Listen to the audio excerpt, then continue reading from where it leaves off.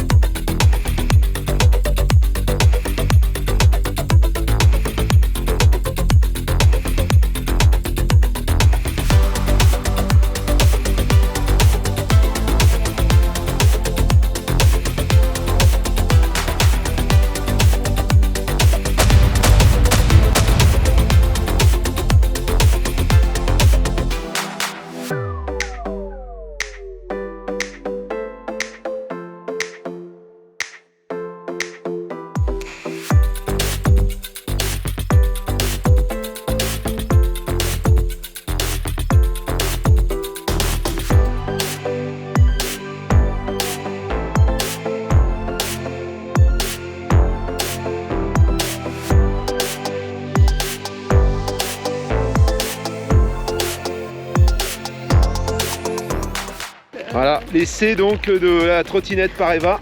Elle voulait à toute fin que l'essayer, donc je l'ai ramené de Charolles. Et là, c'est parti quoi, Chatounette. Hein. Ouais. Tes premières impressions? Elle a la gouache, hein.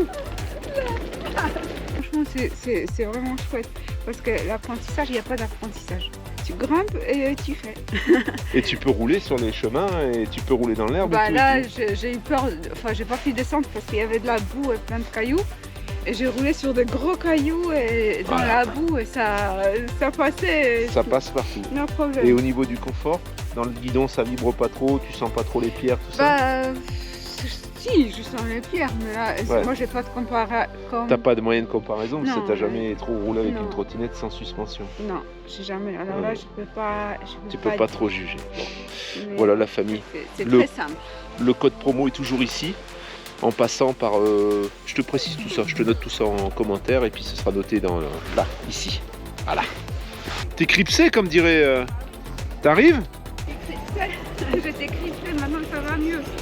Ça va mieux? Ouais, je suis moins cripsée. Cripsé. Quand même, sur le béton, c'est mieux que sur les cailloux, même si sur les cailloux ça va. Tu préfères sur le béton? C'est plus agréable, hein. Alors je pense que c'est quand même une chouette chose, c'est toutes ces inventions gyro-roue, trottinette, on dirait que c'est fait exprès pour le camping-car, hein. Ouais. Parce que ça prend pas beaucoup de place, tu te déplaces vite. Et puis t'es vachement autonome, hein. Ouais, c'est géant. Et puis je pense aussi à ceux qui font du cheval.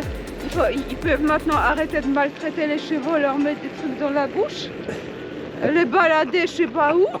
Ils peuvent s'acheter des trottinettes et des gyros. On va encore se faire des amis. Et les chevaux, ils peuvent promener à côté. Eh oui. Courir à côté, vite. Ben oui. Ah bah oui. Quelle belle idée.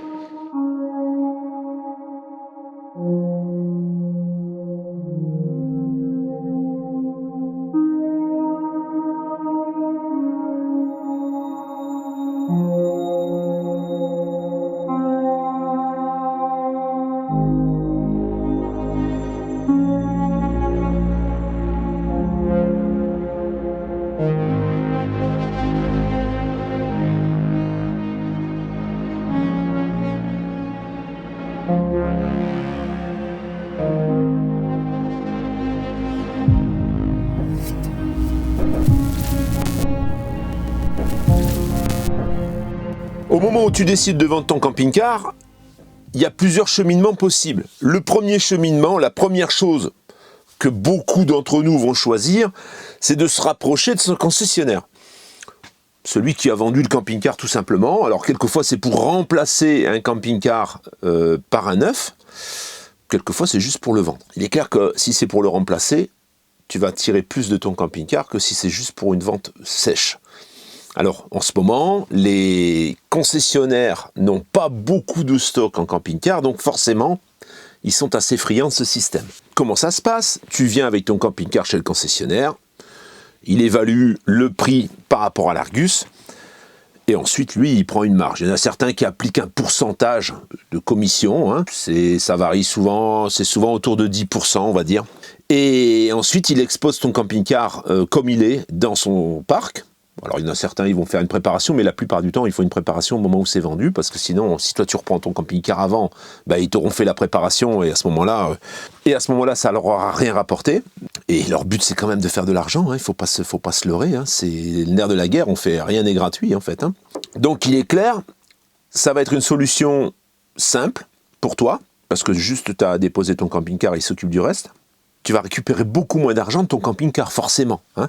Tu vas l'amener, il va y avoir des petits soucis. Au moment de la vente, il va y avoir certainement une négociation de la part de l'acheteur. Donc, le vendeur va te répercuter, ou alors il y en a certains qui négocient pas, il y en a certains qui vont te répercuter cette baisse de prix. Donc, ils vont te demander si tu es d'accord. Après, au moment du passage, en mécanique, et même au niveau des problèmes qui ne fonctionnent pas, s'il y a des problèmes au moment... Avant la livraison, forcément, c'est pour ta pomme, hein. Il va t'appeler, il va dire, dis donc, votre truc, il a ci, il a là, il faut faire. Voilà. Et il va te le facturer au prix concessionnaire, bien sûr. Donc, ça peut déraper. Ça, c'est la première solution. La deuxième solution, c'est de mettre des annonces. Et là, tu as d'autres problèmes. Alors, les petites annonces, l'incontournable, que tu connais faire forcément, et je pense qu'il y a très peu de Français qui ne le connaissent pas, c'est le Bon Coin. Tu vas préparer ton annonce, tu vas mettre 3 photos, c'est gratuit. La plupart du temps, tu ne payes pas les photos, en fait, parce que tu n'as pas envie. Tu mets tes 3 photos, tu mets ton petit texte. Là, il y a des descriptions plus ou moins longues. Tu mets tes coordonnées ou tu ne les mets pas. Tu peux juste mettre ton mail, en fait. Enfin, ça peut juste passer par le Bon Coin, sans que tu mettes ton téléphone. On parlera après de ça, et je te dirai un petit peu ce que j'en pense. Bon, ça, voilà, on peut mettre ces annonces sur le Bon Coin. Après, on a des sites internet... Paru vendu, honnêtement, la plupart du temps, quand tu vois un camping-car, c'est une arnaque, souvent, hein, pas tout le temps, mais au moins un coup sur 3. C'est pas péjoratif, hein, c'est pas insultant contre paru vendu, mais je dois avouer qu'il y a beaucoup plus d'arnaques que sur le Bon Coin, même si déjà sur le Bon Coin, on a une bonne dose d'arnaque, hein. Mais sur paru vendu, bien souvent...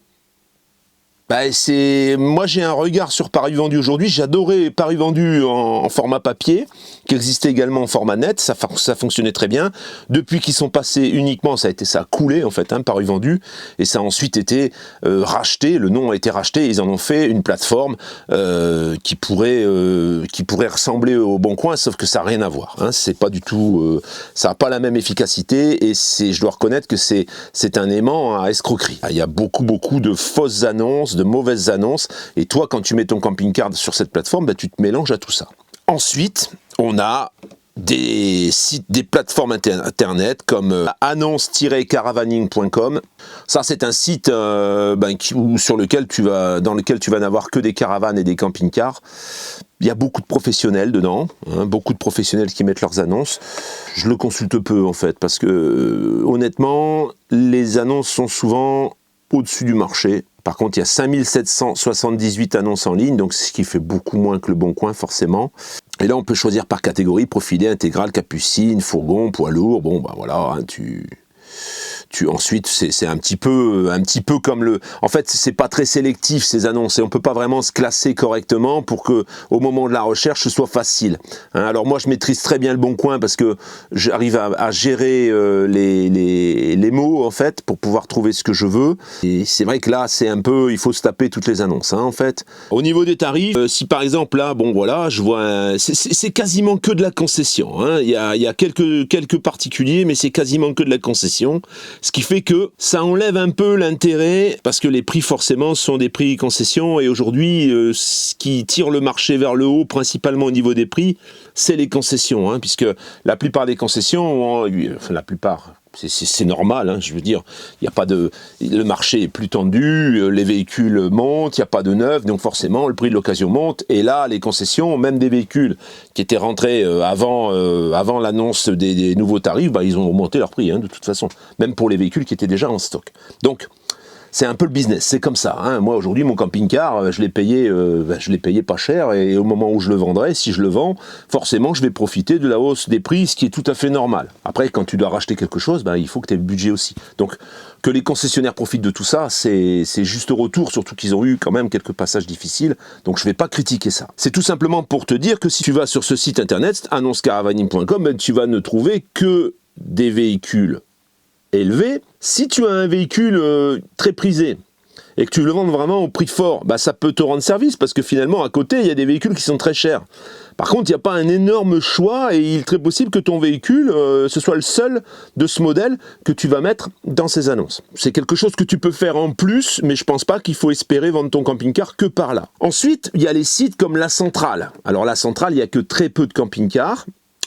Les prix sont pas forcément déconnants, et La Centrale, on a quand même dans l'idée que il y a un moment, La Centrale, il y avait une validation, il y avait tout un tas de choses que La Centrale faisait pour sécuriser l'acheteur. Et donc, c'était payant les annonces en plus, hein. Quand tu payais quand même relativement cher, je trouve, pour ce que c'était. Et du coup, ben, les gens qui mettaient les annonces dans La Centrale, ils étaient vraiment motivés. Il y avait énormément de professionnels, et c'est vrai que dans le camping-car, c'était plutôt dans l'automobile que ça fonctionnait. Dans le camping-car, c'était peu. Aujourd'hui, les annonces sont gratuites, tu peux payer pour avoir un peu plus de durée, ou il y a des options en plus. On trouve pas grand chose non plus, je dois t'avouer, hein. Il n'y a pas un choix énorme, donc forcément le réflexe des acheteurs, ça n'est pas d'aller à La Centrale, même s'il y en a quelques-uns qui le font. Tu as quand même aujourd'hui une initiative que je salue, c'est Mon Camping-Car Idéal. Donc c'est un site internet qui a été mis en place, qui a été pondu et fabriqué par Cyril et Eddy, donc, qui travaillent dans une concession, hein, que tu dois connaître certainement. C'est super bien fait, parce que, en fait, quand tu fais une recherche, tu peux vraiment cibler ce que tu veux. En plus, il parle d'implantation, il te guide dans les implantations. Le site, il est bien fourni, et tu peux aussi bien voyager dans le neuf que de voyager dans l'occasion, hein. C'est très facile, et puis tu peux vraiment cibler ta recherche. Le problème, c'est qu'aujourd'hui, c'est jeune, et il n'y a pas assez d'annonces en fait, hein. C'est peu fourni, il y a beaucoup de concessionnaires qui jouent le jeu, donc forcément il y a beaucoup de véhicules de concessionnaires également. Je pense qu'avec leur plateforme, avec la visibilité qu'ils ont sur leur chaîne YouTube, il y a de fortes chances que ça vienne, que les particuliers viennent étoffer un petit peu cette offre, qui pour le moment, pour moi, me semble pas suffisamment fournie. Ça voudrait dire que tu ne peux pas uniquement mettre une annonce sur un site internet comme Camping-Car Idéal et passer à côté du Bon Coin, par exemple. Ce serait pas, je pense, suffisant pour vendre ton véhicule. Bien que tu peux quand même le vendre, hein. Tu peux quand même mettre ton annonce dessus, c'est gratuit en plus, et puis attirer le client par le biais de ce site internet, moncampingcaridéal.com. À part ça, ensuite tu sors sur automobile.fr, hein, qui est également mobile.de, qui est un site allemand, donc tu vas avoir quelques annonces, mais là c'est ciblé Europe, hein, plutôt. Donc tu vas avoir peu d'annonces en France, mais tu vas quand même en avoir. Et on trouve des prix qui sont similaires au Bon Coin. Par contre, c'est vrai que c'est beaucoup moins consulté, donc si tu vends ton véhicule, ça va être aussi un peu plus compliqué. On en vient maintenant au problème. C'est à peu près tout, hein. Au niveau des sites internet, il y en a certainement d'autres. Il y a Wikicamper par exemple qui fait de la location. C'est une plateforme de location de véhicules, et il y a quelques camping-cars, hein. Il y a souvent d'ailleurs ceux qui louent, qui mettent leurs annonces, mais c'est assez, les prix sont assez élevés, je trouve. Je trouve que les prix sont plus élevés que le prix du marché. Mais bon, ça se tente en fait, hein, ça se tente. Mais c'est pas non plus une plateforme très productive, je pense, dans l'occasion tout au moins, hein. Dans la location certainement, mais dans l'occasion, c'est du balbutiement pour le moment. Le problème maintenant, c'est de sécuriser le vendeur. Alors l'acheteur doit être sécurisé aussi, il y a beaucoup d'arnaques qui sont tournées vers l'acheteur, mais le vendeur, il y a des fois, ça le saoule, c'est vraiment, il est saoulé, il est blasé. Pourquoi il est saoulé, il est blasé ? Parce que tu as énormément de moulins à vent, bien sûr. Alors moi, des moulins à vent, qu'est-ce que c'est ? C'est des gens qui vont te déranger pour rien, en fait, qui se font plaisir, ils font les annonces.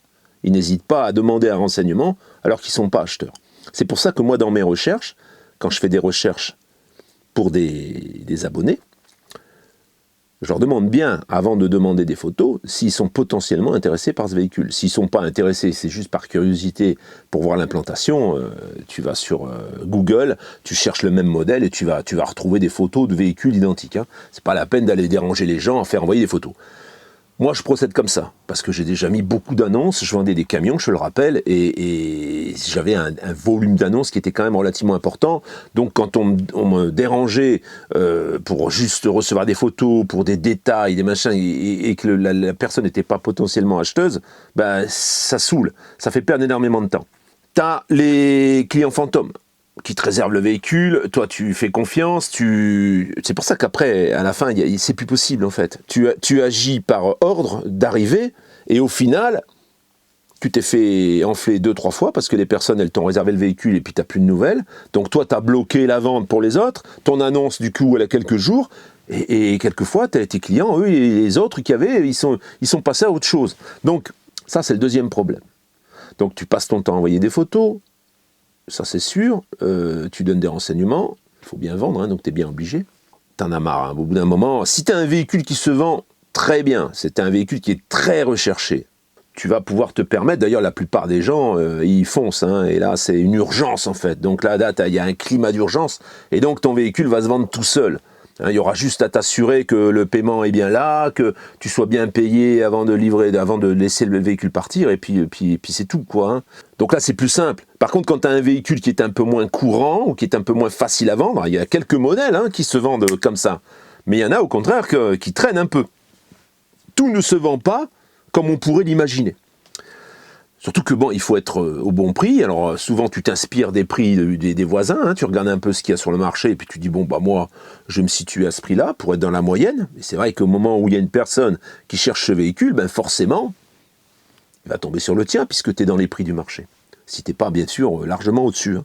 Si tu es au-dessus, souvent t'as pas d'appel. Hein. Moi j'ai eu beaucoup de contacts avec des gens qui vendaient leur véhicule trop cher, ils n'ont pas d'appel. Hein. Tu as tout ça plus les gens qui veulent te la faire à l'envers, parce qu'aujourd'hui il y a des organisations qui sont souvent d'ailleurs basées, ils ne sont pas en France, qui vont te contacter, qui vont vouloir t'envoyer un acompte, finalement ils t'envoient un acompte supérieur, soi-disant, il y a tout un tas de magouilles, je ne peux pas tout développer ici, mais ils t'envoient de l'argent, ils t'en envoient un peu plus, ils te demandent de te rembourser la partie qu'ils t'ont donnée en plus, toi tu rembourses et puis finalement tu n'as pas l'argent sur ton compte. Voilà, il y a des manips un peu comme ça, je te donnais la recette exacte, je ne la connais pas. Je sais que c'est arrivé plein de fois à plein de gens et qu'ils se retrouvent à avoir donné de l'argent, remboursé de l'argent qu'ils n'avaient pas reçu. Voilà. Ils pensaient avoir reçu parce qu'il y avait les justificatifs et puis qu'au final, l'argent n'était pas sur le compte. Il y a eu ça, alors tu vas me dire c'est un peu naïf, mais oui, mais voilà. Regarde un peu la situation actuelle, tu vois bien que les gens naïfs, il y en a plein. Hein.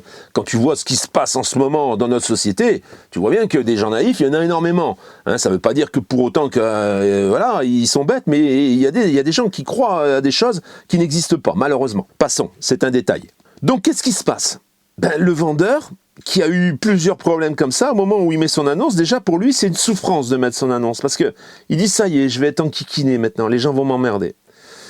Donc qu'est-ce qu'il fait ? Il dit moi, je vais faire un message, donc il met 3 lignes, 3 photos, 3 mauvaises photos, 3 lignes, donc il n'est pas vendeur en fait, hein. Il montre qu'il n'est pas vendeur, parce qu'il vraiment il a un sac-lac, et il dit Margoulin, machin, proposition farfelue, truc, tout, ne me contactez pas. Il émet des conditions qui sont pas très vendeuses en fait, parce que toi, t'as rien à te reprocher, tu dis ça, tu dis mais qu'est-ce que c'est ce type ? Il vend son véhicule ou pas ? Lui, il n'a pas l'historique de tout ce qui t'est arrivé en fait, il sait pas tout ça. Il sait pas que tu as eu plein de margoulins qui t'ont emmerdé, qui t'ont fait envoyer des photos et tout, il sait pas. Et quand il dit ça, il dit dis donc, lui, ça m'étonnerait que je puisse faire quelque chose avec lui. C'est déjà la première image qu'il a de toi au moment où il lit cette annonce. Donc tout ça, ça sert à rien. Là, tu es en train de faire un message pour celui qui t'a banané. Ça sert à rien. Alors après, il y en a certains qui écrivent ce type de problème. Ils disent j'aurai plus de réservation, plus rien et tout, parce que leur véhicule est pourri en fait. Ils ont réservé le véhicule, et ça j'en connais, parce qu'il y en a un qui traîne dans le nord de la France, qui essaie de vendre son véhicule, mais il est vérolé le véhicule. Et là maintenant, il dit plus de réservation, discussion devant le véhicule, machin, il émet des conditions. Ben oui, mais il émet des conditions. Ton véhicule est pourri. Donc tes conditions, tu vois ce que je veux dire? Voilà, moi je ferais plutôt, pour escroquer les gens, je ferais plutôt le tapis, tu vois. J'irais pas aller dire, mettre des conditions comme si j'étais en position de force, parce que t'étais pas en position de force. Ça c'est autre chose. Moi, je parle que des gens honnêtes qui vendent des véhicules où ils sont de bonne foi, et même si on découvre un problème, et eux, ils ne savaient pas, et au moment où ils l'apprennent, ben, ils agissent. Voilà, je ne parle pas pour les gens qui ont connaissance du problème et puis qui continuent à proposer leur véhicule comme s'ils ne savaient rien. Ça, je ne parle pas de ça. Je parle des gens honnêtes. Et il y a ceux qui ne mettent pas de téléphone. Voilà, ils mettent pas de téléphone et ils répondent pas aux messages. Donc, quelquefois, le véhicule est vendu. Ils jugent pas utile d'enlever l'annonce. Donc, l'annonce, elle est là pendant 2 mois. Hein, il faut voir. Hein, sur le Bon Coin, c'est 2 mois. Et ils mettent pas leur téléphone. Toi, tu as envoyé des messages, tu as demandé des renseignements, tu as demandé qu'on te rappelle et rien.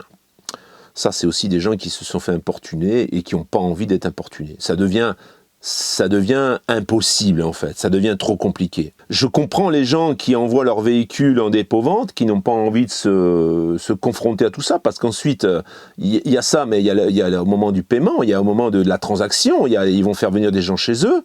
Moi, mon père a fait venir des gens chez lui, il s'est fait voler la trottinette, hein. La trottinette Kingsong, elle a disparu, tu vois. Alors, il n'a pas fait venir pour vendre, lui, c'est carrément des entreprises qui sont venues, et il y a dû y avoir quelqu'un qui a repéré, et il est venu voler. Donc, tu vois, tout ça, c'est anxiogène. Hein. Quand tu as une quarantaine d'années, ça va. Quand tu as 60 ans, 70 ans, tu n'as pas forcément envie de tout ça, toi. Hein. Tu n'es pas forcément à l'aise avec tout ça. Voilà un petit peu le schéma un peu négatif de la vente de camping-car d'un point de vue vendeur. Un autre détail. Il faut mettre un minimum de renseignements, mais il ne faut pas faire un placard comme ça. Parce que, en fait, quand tu es trop vendeur dans ton truc, dans ta démarche, ça fait, tu vois, c'est trop. Quand tu mets un placard, un pavé énorme avec toutes les options, non, tu mets les grandes lignes, tu mets les choses qui sont importantes, le double plancher par exemple, le grand frigo, la disposition des lits, hein, un lit central à l'arrière, un lit pavillon, enfin voilà, tu mets des choses, le moteur, la motorisation, le kilométrage, mais ne va pas aller mettre tous les petits détails, parce qu'après c'est trop long à lire, tu vois. Les photos c'est pareil, 3 photos, je veux dire, c'est peu 3 photos, alors si tu fais que 3 photos, fais-les bien, parce que si tes photos sont merdiques, la personne ne peut pas se rendre compte, c'est pas très vendeur. Quelquefois, ça vaut le coup, tu vends un camping-car qui coûte 50 000 balles, mets une dizaine de photos, comme ça au moins t'es pas importuné avec les photos déjà. Quand il y a une personne qui te demande des photos, monsieur, j'ai mis 10 photos, vous les avez vues les photos? Regardez-les, vous verrez, et puis appelez-moi après. J'en viens donc à ce que moi je peux te proposer en fait. Tu as vu que je filme des camping-cars et puis qu'on les vend. Hein. Les personnes les vendent souvent dans la journée quand c'est des véhicules. Parce que, en fait, comment ça se passe? Moi, je fais pas j'ai pas dit, moi, je vends les camping-cars des autres. Hein. Moi, je dis, je peux venir filmer ton camping-car. Voilà. Il y a des gens qui ont vu les camping-cars qui ont été filmés. C'est des gens qui m'ont demandé. C'est pas moi qui sais aller démarcher. Ils m'ont dit, Pascal, est-ce que tu peux t'occuper de la vente? Alors moi, je m'occupe pas à proprement parler de la vente. Moi, je filme le véhicule et je mets ensuite en contact. Alors bien sûr, si tu me proposes les marques sur lesquelles j'ai les cheveux qui se hérissent, je ne vais pas pouvoir le faire. Hein. Il y a des modèles et des véhicules que je ne présenterai pas, bien sûr. Je ne peux pas tout présenter parce que il en va de ma crédibilité aussi, tu vois. Après, moi, je ne demande pas mieux. Si un jour, il y a une marque en question qui m'invite et puis qui me prouve par A plus B que tout a changé et que tout maintenant est rigoureux, bah, c'est volontiers. Hein. Moi, je viens te voir. On discute, tu me montres ce que tu fais et j'en parle. Et je dirais, oui, je me suis trompé. Pour le moment, voilà, j'ai une petite expérience d'avoir visité pas mal de véhicules et c'est vrai que je vois un peu les différences. Hein. Je vois la qualité. C'est pas forcément souvent la qualité des matériaux, c'est souvent la qualité de fabrication, le soin qui est apporté à l'assemblage. Et là, bon, malheureusement, oui, de toute façon, les marques en question le savent, il n'y a pas de problème. Il y a quelques exceptions, ça ne veut pas dire que tout ce qu'ils font dans cette marque est pourri, mais il y a des séries, des passages, je ne sais pas, il doit y avoir des intervenants qui ne sont pas valables, qui font de grosses boulettes, et c'est le client, ensuite, quand il récupère son véhicule, il est sorti de la chaîne, et lui, il est tombé sur le mauvais numéro. Et malheureusement, il y a beaucoup de mauvais numéros. Donc, il y a eu, je veux dire, aujourd'hui, je ne sais pas. Parce qu'il y a eu des communiqués qui ont été faits où ils disaient qu'ils allaient revenir à de la qualité et diminuer les volumes. Bon, Là, ça tombe bien, parce qu'aujourd'hui, de toute façon, par la force des choses, à cause de ces pénuries inventées ou pas, le volume descend. Donc moi, qu'est-ce qui se passe? Tu me proposes par mail, le mail est ici, tu me dis, voilà, j'ai ça à vendre. Moi, je vais te répondre honnêtement, sans filtre, ce que je pense de ce que... Si ça ne me plaît pas, je vais te le répondre en privé, je vais te dire, voilà, je vais prendre des gants, bien sûr, t'es peut-être très content de ton véhicule, hein, je ne mets pas ça en doute, hein, parce qu'il y a des bons numéros aussi dans ces marques, mais moi, malheureusement, je ne vais pas pouvoir m'occuper de ton véhicule. Voilà, c'est tout. Par contre, pour les autres, pour toutes les marques, à ce moment-là, tu me laisses tes coordonnées, tu me mets 2-3 photos, moi, je te contacte, et je te dis, ok, ça peut m'intéresser, et ça, je pense que sur la chaîne, ça va partir tout de suite. On discute ensemble du prix. Moi, mon but, c'est que tu le vendes au meilleur prix, hein, de toute façon. Mais pas non plus à un prix supérieur au prix du marché. Moi, je ne veux pas que l'abonné qui va acheter ce véhicule, il se fasse bananer non plus. Moi, mon leitmotiv, c'est, tu achètes un véhicule, si tu décides de le revendre le lendemain, tu le revends au même prix. Au moins. Voilà, ça, c'est mon but. On fait ça, ensuite on se met d'accord, je viens voir le véhicule, je le filme, je fais les vidéos que tu vois régulièrement, et je le propose à la vente. Au moment où j'ai les contacts qui arrivent, Dieu sait que quelquefois il y en arrive largement trop. Si j'avais, quelquefois, c'est arrivé, 10 fois le même véhicule, il serait parti. Ça dépend aussi de l'urgence à vendre et des tarifs, bien sûr. Hein. Mais moi, je filtre, en fait. Les gens, les abonnés, la famille, va m'appeler moi. Ils vont prendre contact avec moi. Moi, je vais leur répondre. Je vais répondre à leurs questions par rapport à ce que j'ai vu. Et ensuite, ils vont se décider ou pas. Voilà. S'ils se décident, il faut qu'ils aient l'argent. Tu vois ? Faut pas qu'ils me disent, bon, écoute, là, je vais demander un crédit. Parce que moi, derrière, j'ai d'autres personnes qui disent, moi, j'ai l'argent tout de suite. Donc, le but, c'est de le vendre le plus vite possible pour toi. À partir du moment où je considère que la personne, elle est fiable, qu'en effet, elle est potentiellement et même très sûrement acheteur, souvent, je demande donc à cet acheteur d'envoyer un petit acompte au vendeur. Là, il n'y a pas moyen de se faire avoir, puisque moi, j'ai tout géré. Au niveau de la visite, j'ai rencontré la personne, je sais où le véhicule il se trouve, j'ai tout contrôlé. Donc, voilà. Il y a un acompte qui est versé, et ensuite, on planifie un rendez-vous. Alors moi, après, je sors du jeu. Vous vous arrangez avec l'acheteur, le vendeur, ensemble, vous convenez d'un rendez-vous, le mode de paiement, moi je donne je donne mon avis à chaque fois. Hein. Moi mon but c'est que le vendeur soit payé et ait l'argent sur son compte avant que le véhicule s'en aille. Donc souvent tu as la solution paye-car quand tu ne veux pas payer d'avance, il y en a quelques-uns qui font les virements à l'avance, il y en a quelques-uns qui se déplacent, ils voient le véhicule, ils font le virement après, ils récupèrent les véhicules plus tard, ça voilà. Mais bon, de venir et de dire je te fais le virement, tu auras l'argent quand moi je serai déjà arrivé chez moi, non, ça ne marche pas. Hein. Donc tout ça, c'est géré. Moi tout ça, je le gère. T'es plus ou moins, quand tu vends ton véhicule, t'es sécure. Tu sais que tu n'auras pas de problème. Et c'est pas toi qui vas t'occuper de réceptionner tous ces appels, ces envois de photos et tout. T'as pas à faire tout ça, en fait. C'est une proposition que je te fais parce que c'est vrai que j'ai beaucoup de demandes de gens et j'arrive pas à les satisfaire. Il est possible que toi, par exemple, tu aies ce véhicule chez toi, que tu sais pas trop comment faire, t'as pas trop envie de t'embêter à mettre ces annonces et à gérer les gens, etc. Moi, ça, je le fais. N'hésite pas, tu m'écris et puis moi, je te dirai ce que je peux faire, si je peux faire, et dans quelles conditions. Mais à ce moment-là, après, on discute ensemble et je te dis, voilà, il faut faire ça, il faut faire comme ça, et on se met d'accord, et ça se passe toujours très très bien. Aujourd'hui, je dirais que tout ce que j'ai présenté, c'est parti, à part le Knos, j'ai 2 personnes là-dessus, mais en fait, l'hiver, il y a une batterie qui n'a pas résisté, donc j'attends cette batterie pour la remonter, et puis pour contacter ces 2 personnes, j'ai 2 personnes là, pour contacter ces 2 personnes et voir avec elles comment on fait.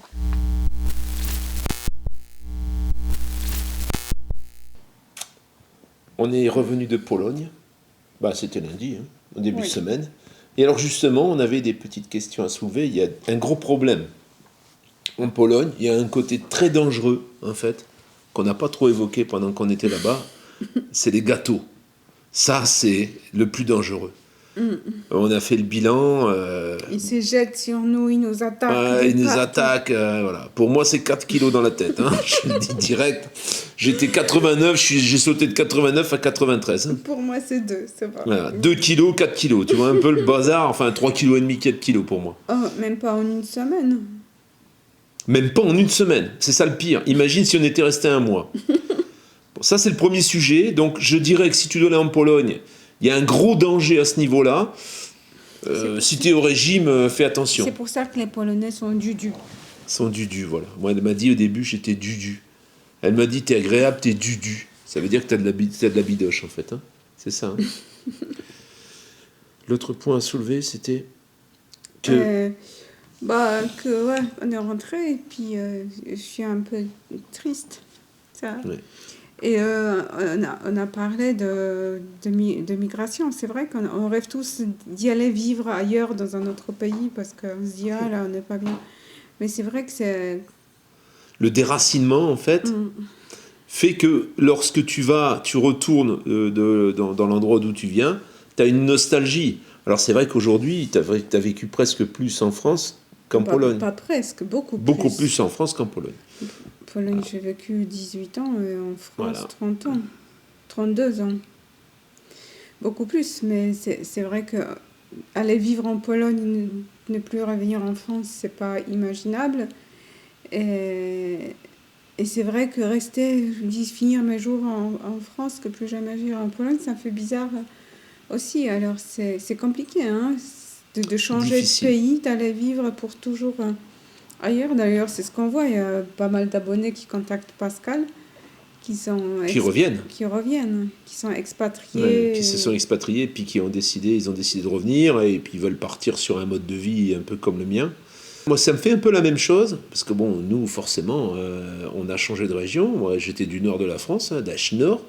D'ailleurs, je retourne voir Miquette et Cafouniette et Chetcho et tout chaud là-bas.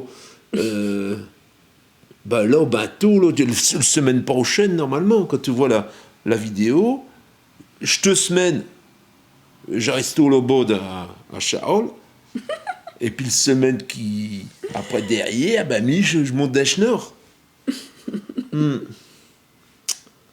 Voilà. Et donc, à chaque fois que j'y vais, en effet, une petite nostalgie quand même. Alors nous, c'est spécial, parce que moi, j'y suis resté jusqu'à 18 ans, 19 ans. Ensuite, je suis descendu dans le sud, et c'est là où j'ai vécu le plus longtemps, où il y avait mes parents, forcément. Et là, j'y suis resté presque 25 ans, je crois. Ensuite, je suis remonté. C'est ça qui est étrange, hein, c'est que, en fait, j'ai mes parents dans le sud, j'ai mon frère à Paris, ma sœur est à Nice, elle n'est pas très loin de chez mes parents, mais quand même environ 150 km, et on est tous un peu dispersés, quoi. Et c'est vrai que, alors quand je descends dans le sud, j'ai un peu de nostalgie. Quand je monte dans le nord, je suis à Tchou, je me revenir ici, là, tu vois. Et puis après, quand je suis vers où je suis actuellement, en fait, hein, je suis pas trop loin des gens que je connaissais, finalement, Patrick, etc. Toi, tu es dans ton pays, pourquoi tu te plains? Arrête de dire. N'importe quoi. Mais pays, je sais pas ici, tu sais bien. Je suis là-bas d'Achenor. Alors arrête un peu tes airs, hein? T'avais quel âge? T'avais 18 ans aussi quand t'as quitté? J'avais 19 ans. 19 ans. Mais tes parents sont là et tout. Tout le monde s'appelait Bilou, Choro Bilou, toi Choro, et tu Bilou, comment tu vas? Moi je te passe une mousse, là. Tu fais du fraîche café. Arrête de te plaindre en pas de migration dans un autre pays, pas dans une autre région. On peut très bien migrer avec très peu de kilomètres aussi, c'est pareil, le résultat est le même. Je me dis peut-être je retournerai jamais à Lille, habiter. Moi aussi, à chaque fois que j'ai quitté Annemasse, je vais à Genève à 3 km. Oh, et si je ne revoyais plus Annemasse? C'est vrai qu'Annemasse, c'est la plus jolie ville de Haute-Savoie. C'est juste pour dire que c'est vrai que si vous prévoyez quitter définitivement, malgré qu'on peut avoir l'impression de ne pas être pas bien dans notre pays, c'est quand même mieux. Difficile d'être déraciné et de devoir réfléchir où est vraiment nos racines, en fait. Parce qu'on a besoin d'avoir nos racines. Et c'est vrai que toi dans ton problème, c'est qu'on est déjà très loin, donc c'est pas facile d'y aller quand même, hein. Il y a quasiment 2 jours de voiture. À Dodane, il faut presque une semaine. Donc, En trottinette. un trottisboob, là, il faut pouvoir charger la trottinette sur les routes, tout ça. Il y a 80 km d'autonomie, mais bon, 1600 km, presque 1700 en trottinette. Tu vois ce que je veux dire? Voilà la famille, notre petite réflexion du soir. Il y en a que ça va, on s'en fout de ta vie. Parle-nous de camping-car, je sais pas, s'en fout. Il y en a qui vont dire ça. Bon, pas de camping-car. Si vous voulez aller vivre ailleurs en camping-car, C'est ça, voilà. il faut réfléchir. Il faut bien réfléchir. En camping-car, tu reviens quand tu veux, c'est ça l'avantage. Laisse ma foufoune. Bon, la famille, on te dit, je pense pas que je vais ressortir. En fait, en ce moment, les vidéos au milieu de la semaine, je mets un peu une vidéo par semaine, une vidéo qui est quand même relativement longue. Pour le moment, on va rester là-dessus. En plus, là, on va bientôt, je pense, courant mars, sortir la nouvelle chaîne donc dédiée à la moto. Et ce qui fait que ça va faire beaucoup de boulot peut-être. Donc en fait, je te fais des vidéos la semaine quand vraiment je visite un camping-car. Là, je vais en visiter 2 par exemple. Donc là, il y aura certainement une vidéo qui viendra couper la semaine. Mais sinon, si j'ai pas vraiment de sujet que je peux pas intercaler, que je peux pas rajouter le dimanche, voilà. Hein? Ah oui. Voilà la famille. N'oubliez pas, on est dimanche, messieurs. N'oubliez pas, demain, c'est la fête des amoureux. Alors il y en a qui vont dire, nous, ça nous énerve. En fait, c'est souvent les gens qui ont des hérissons dans la poche, ou des oursins, on peut dire. Souvent, ils n'aiment pas les fêtes Saint-Valentin. Il y en a, ils disent, la Saint-Valentin, ça devrait être tous les jours. Sauf que, bon, les hommes, c'est un peu des burnes. Et que, là, la Saint-Valentin, ils sont obligés de faire un cadeau. Souvent. Mais le reste du temps, bon, ils y pensent pas forcément, quoi. Si leur femme, elle leur dit pas, dis donc, ça fait quand même un année que j'ai pas eu de cadeau, tiens. Et alors, du coup, ils vont vite acheter 2-3 fleurs, quoi. Mais bon, sinon, ils y pensent pas. Alors que là, la Saint-Valentin, t'es un peu obligé d'y penser, quoi. Et de passer à la caisse. Alors, il y a les dimanches, il est un peu tard pour aller faire les magasins. Mais demain matin, lundi, je te conseille de te réveiller très tôt puis faire un cadeau. Voilà, c'est tout. Voilà la famille, eh bien à tout bientôt. À tout bientôt. Et passe une bonne semaine. Et bon Amuse-toi bien et bon fin de dimanche. Regarde le film, je sais pas ce qu'il y a ce soir à la télé, mais bon, tu regardes ce que tu veux, de toute façon, ça ne m'entendait pas. Hein? Ciao, à bientôt, ciao. You make me lose my mind like all the time, it still feels right. Stuck in a net.